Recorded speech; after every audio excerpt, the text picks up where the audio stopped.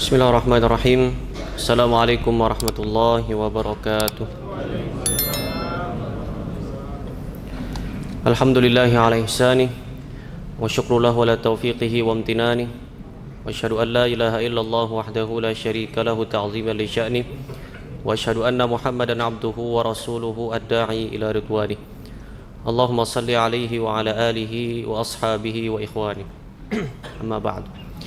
Puji dan syukur kita panjatkan kehadirat Allah Subhanahu wa taala yang telah memberikan kita taufik dan hidayahnya sehingga kita dapat berkumpul di masjid ini untuk bersama-sama melaksanakan salat subuh berjamaah.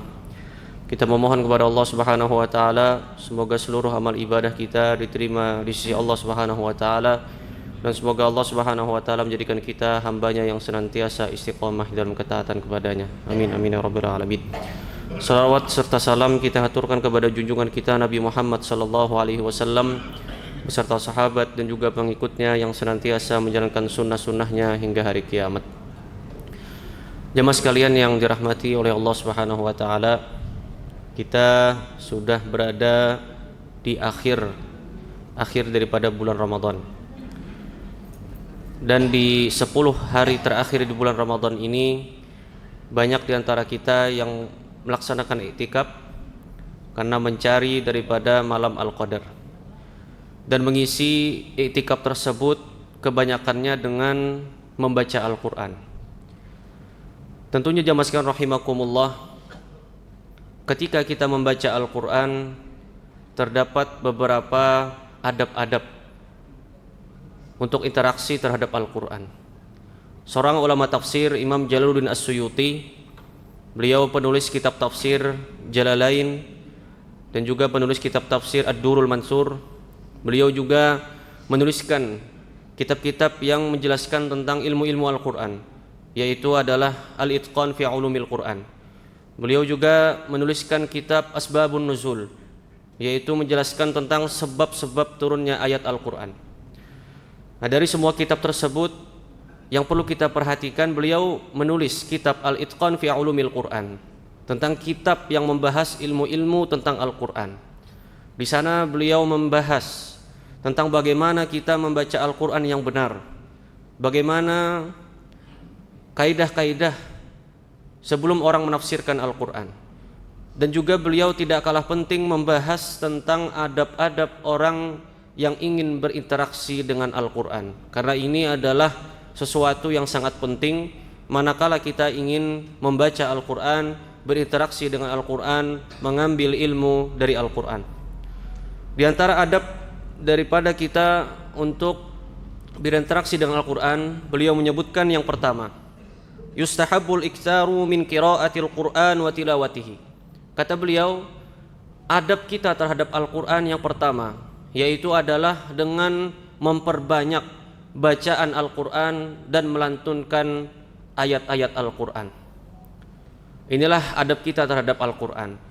Oleh karena itu jamaah sekalian rahimakumullah, artinya contoh orang yang tidak beradab dengan Al-Quran yaitu sedikit sekali dia membaca Al-Quran, bahkan meninggalkan bacaan-bacaan Al-Quran.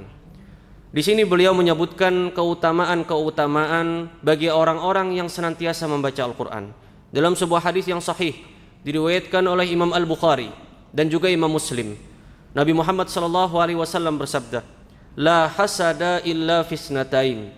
Tidaklah seorang itu boleh untuk hasad, iri, dengki kecuali pada dua hal. Salah satu daripada dua hal tersebut, beliau Nabi Muhammad sallallahu alaihi wasallam mengatakan, "Rajulun atahullahul Qur'an." Yaitu orang yang Allah berikan dia kemudahan untuk memperdalam ilmu-ilmu tentang Al-Quran. Fahuwa yaqumu bihi ana al-lail wa ana an-nahar. Kemudian dengan kelebihan tersebut, dengan ilmu-ilmu tersebut, dia membaca Al-Quran di siang dan di malam hari. Inilah salah satu contoh orang yang boleh kita untuk hasad kepadanya. Ini hadis yang diriwayatkan oleh Imam Al-Bukhari dan Imam Muslim. Saking utamanya orang yang memperbanyak bacaan Al-Quran.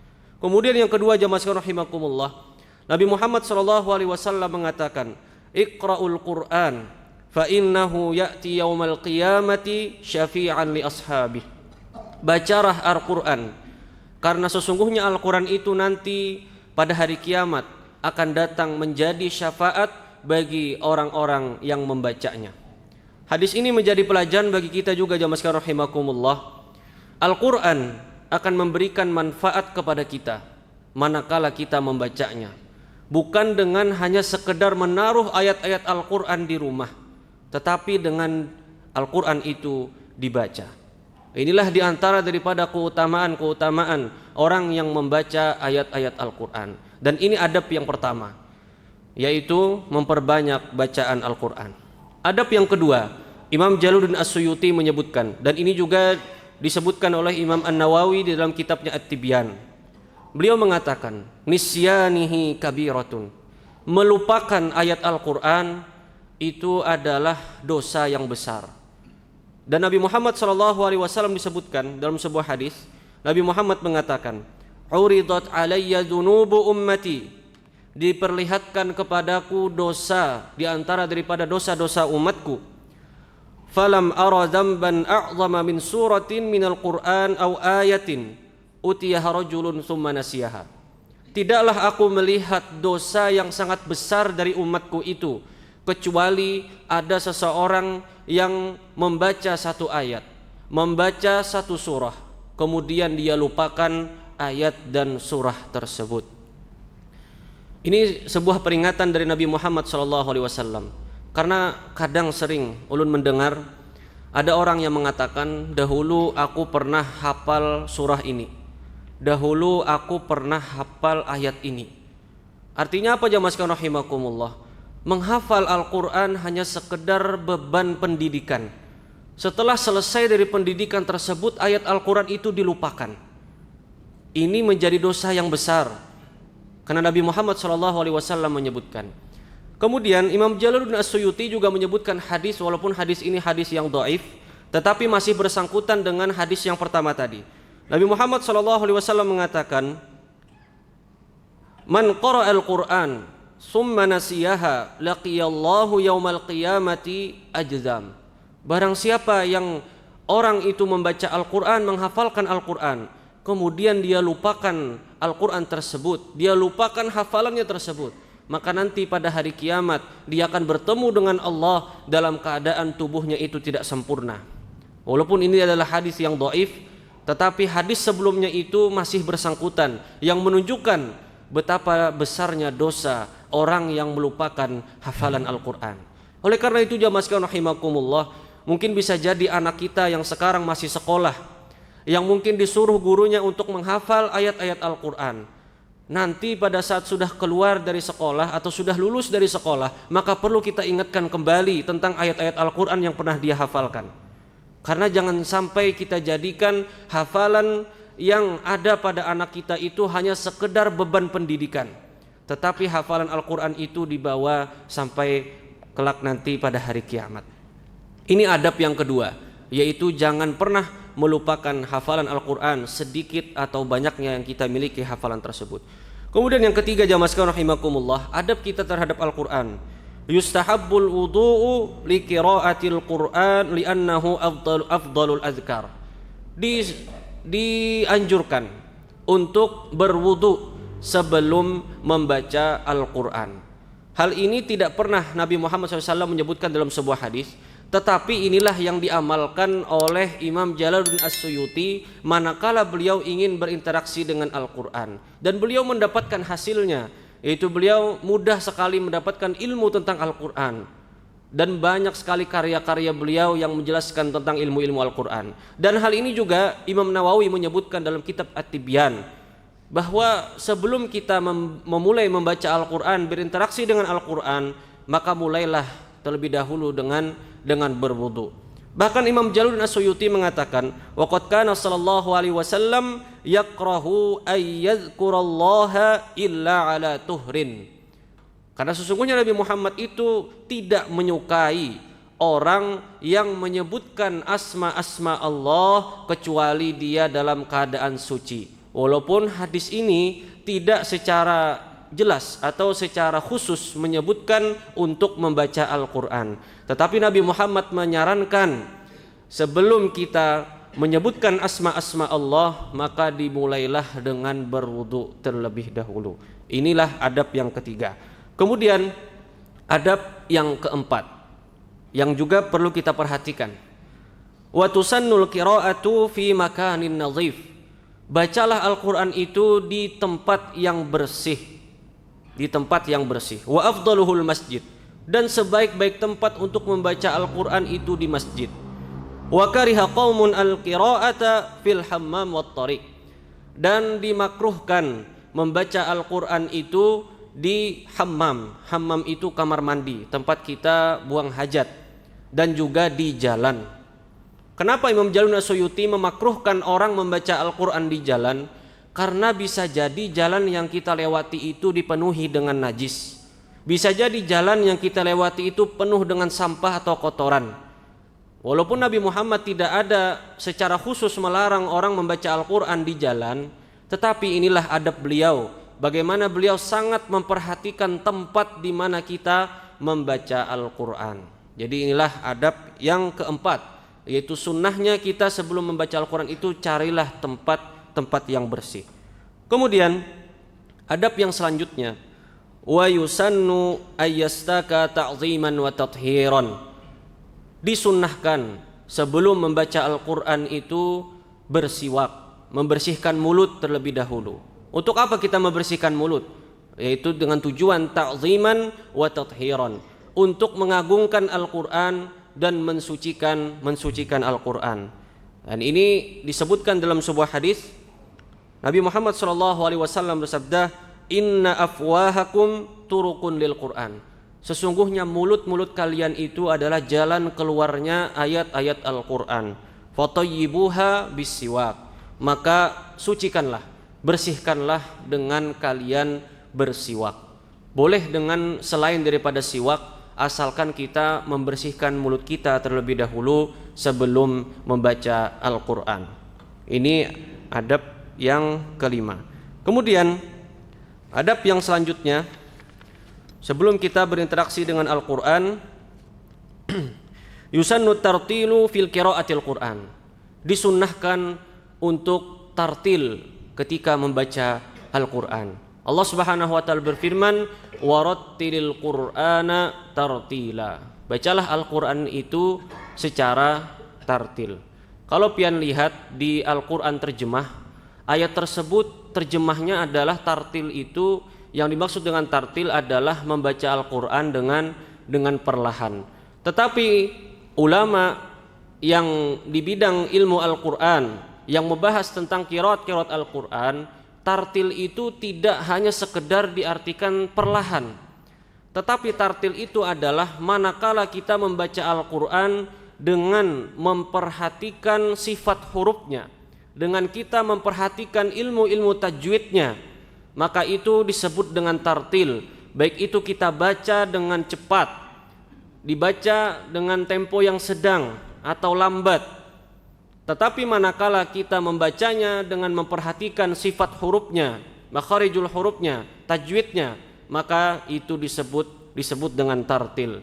Nah, jadi inilah sunnah sebelum kita membaca Al-Qur'an. Manakala kita membaca Al-Qur'an, yaitu bacalah Al-Qur'an dengan tartil. Kemudian yang berikutnya, jamaah sekalian rahimakumullah, adab kita terhadap Al-Qur'an. Wa tusannul qira'atu bitadabburi wat tafahumi. Disunnahkan membaca Al-Qur'an itu dengan mentadabburinya dan juga memahaminya. Jadi ini adalah adab yang menunjukkan bahwa Al-Qur'an itu tidak hanya sekedar sebagai bacaan, tidak hanya sekedar sebagai lantunan-lantunan yang sering kita bacakan, tetapi juga sebagai petunjuk bagi kita. Dan oleh karena itu, manakala kita membaca Al-Qur'an, perlu juga kita tadabbur dan juga kita pahami ayat-ayatnya. Apa bedanya tadabbur dan juga memahami? Maka Imam Jalun As-Suyuti memberikan penjelasan. Tadabbur itu adalah ayyushghila qalbahu bitafkiri fi makna ma yalfidhu bih, yaitu menyibukkan hati kita merenungi ayat-ayat yang sedang kita baca, faya'rifa makna kulli ayatin, kemudian memahami mengetahui makna-makna daripada ayat yang kita baca. Wa yata'ammalal awamir wan nawahi. Kemudian kita amalkan apa yang Allah perintahkan di dalam Al-Qur'an dan kita jauhi apa yang Allah larang dalam Al-Qur'an. Maka inilah yang disebut dengan tadabbur. Jadi mentadabburi Al-Qur'an itu menyibukkan hati kita merenungi apa yang Allah sebutkan dalam Al-Qur'an, memahami makna-makna dalam Al-Qur'an, kemudian mengamalkan apa yang Allah perintahkan dan menjauhi apa yang Allah larang di dalam Al-Qur'an. Jamaah sekalian rahimakumullah. Kemudian adab yang terakhir di sini beliau menyebutkan yusannul istima'u li qira'atil Qur'an wa tarkul laghat wal hadis bihuduril qira'ah. Disunnahkan untuk mendengarkan bacaan Al-Qur'an, wa tarkul laghat, meninggalkan perbuatan yang sia-sia, wal hadis, meninggalkan pembicaraan-pembicaraan manakala ayat Al-Qur'an sedang dibacakan. Ini yang sangat penting. Karena ini Allah Subhanahu wa taala berfirman di dalam surah Al-A'raf ayat 204, "Wa idza quri'al Qur'an fastami'u lahu wa ansitu la'allakum turhamun." Dan jika Al-Qur'an itu dibacakan, maka dengarkan dan diam, la'allakum turhamun, agar kalian mendapatkan rahmat dari Allah Subhanahu wa taala. Kadang jamaah sekalian rahimakumullah, ketika ada acara pembukaan sebuah acara Al-Quran sedang dibacakan, banyak sekali orang yang masih berbicara, kemudian melakukan hal-hal yang sia-sia. Jadi artinya ini sangatlah penting, manakala Al-Quran itu dibacakan, jangan kita membuat keributan, jangan kita berbicara dengan teman kita di sebelah, walaupun pembicaranya itu dengan berbisik-bisik. Karena perintah Allah Subhanahu wa taala, apabila kita ingin mendapatkan rahmat daripada Al-Quran tersebut, walaupun kita tidak membacanya, maka dengarkan, diam, jangan membuat kegaduhan, jangan melakukan perbuatan yang sia-sia. Inilah diantara adab-adab kita terhadap Al-Quran. Boleh jadi jamaah sekalian rahimakumullah, ini menjadi renungan bagi kita. Manakala kita belajar Al-Quran tetapi lambat sekali kita faham, manakala kita menghafal ayat-ayat Al-Quran tetapi lambat sekali kita untuk menghafalnya, boleh jadi karena kita belum beradab terhadap Al-Quran. Dan inilah yang disebutkan oleh Imam Jalaluddin As-Suyuti mengutip daripada pendapat-pendapatnya Imam Nawawi di dalam kitab At-Tibyan. Kita memohon kepada Allah Subhanahu wa taala, semoga kita senantiasa menjadi hambanya yang selalu menjaga Al-Quran, tidak melupakan ayat-ayat Al-Quran, dan menjadikan Al-Quran sebagai pedoman hidup kita semua. Mohon maaf bila ada kekurangan dan kesalahan. Subhanakallahumma bihamdika asyhadu an la ilaha illa anta astaghfiruka wa atubu ilaik. Assalamualaikum warahmatullahi wabarakatuh.